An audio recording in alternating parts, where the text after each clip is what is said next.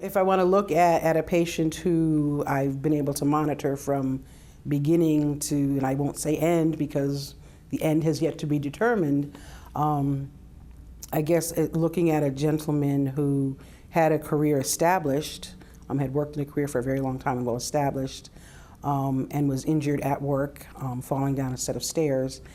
And when we started seeing him, he had a lot of behavioral, explosive behavior kind of issues, couldn't remember much of anything.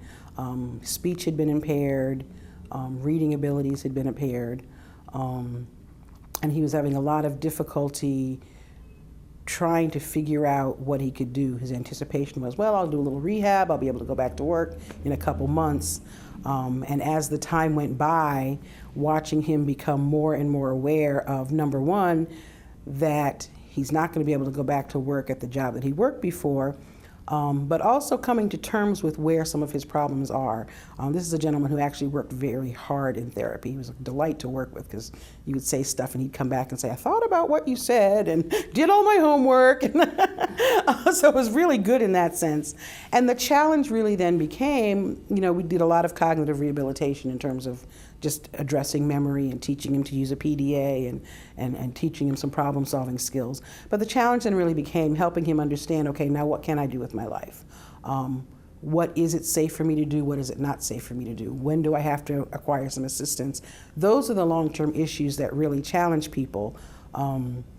Learning to manage money. They learn very quickly to count money to go to the grocery store to buy bread, but then you start talking about, okay, are you paying your mortgage? Are you paying the bills? What has happened with your retirement account? We're understanding all of that and how it fits, because since it's not so immediate, that's the kind of stuff that people don't have a lot of difficulty managing. Learning to travel. One of the therapeutic tasks with him has been learning to maneuver the public transportation system, try to get from point A to point B without, for a while he was very restricted to, I can go one stop in either direction from my house, and that is the sum total of my world. It's like, okay, well, what if you need to change metros? What if you want to travel to the Midwest? How are you learning to do those kinds of things? So the challenges really become, when people get past the immediate rehab, the challenge really becomes being able to live an independent life. You can learn a lot of tasks that get you through the day, but what makes most of our lives rich is being able to explore, do new things, learn a new skill, travel somewhere, meet new people. And those are the kinds of things that it's very difficult for rehab to address because you can't do so much of that in an office. There's only so much travel you can do around my office. So getting people to be able to interact with the world. And, the guy at the train station or the, cashier at the airport have no training in brain injury. So someone can't clearly explain what it is they want and what they need and why they're having trouble. Teaching the individual with a brain injury, how do you interact then with the rest of the public who doesn't understand the problems that you have?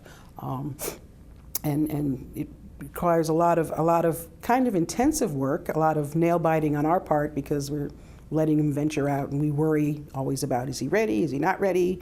In the back of our head, there's always the liability issues. You're looking for the headline splash, therapist let client go so-and-so to such and such a place, and you worry. But in the same way, when you're raising children, you have to kind of know where they are, know where the next step is, and let them go, let them explore, let them live their lives, because that's what brings people back to full recovery, is being able to then to live their lives.